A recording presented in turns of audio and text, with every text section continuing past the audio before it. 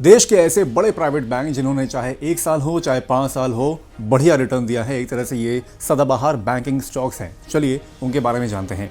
तो नंबर 1 पर यहाँ पर है सिटी यूनियन बैंक, जिसने 1 साल में 33% का रिटर्न दिया है और 5 साल में 54% का रिटर्न दिया है। इसके बाद दूसरे नंबर पर है HDFC बैंक, जिसने 1 साल में 31% से ज़्यादा का रिटर्न दिया है और 5 साल में 129% से ज़्यादा का रिटर्न दिया है।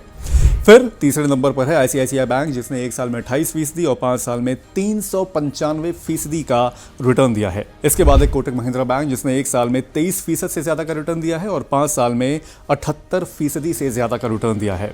5वें नंबर पर है फेडरल बैंक, जिसने 1 साल में 21% का रिटर्न दिया है और 5 साल में 437% का रिटर्न दिया है।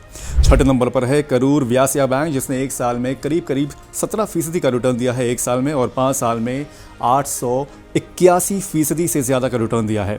7वें नंबर पर है AU स्मॉल फाइनेंस बैंक, जिसने 1 साल में 11% का रिटर्न दिया है रफली और 5 साल में 250% से करीब रिटर्न दिया है। 8वें नंबर पर है एक्सिस बैंक, जिसने 1 साल में 5% का रिटर्न दिया है और 5 साल में 255% का रिटर्न दिया है।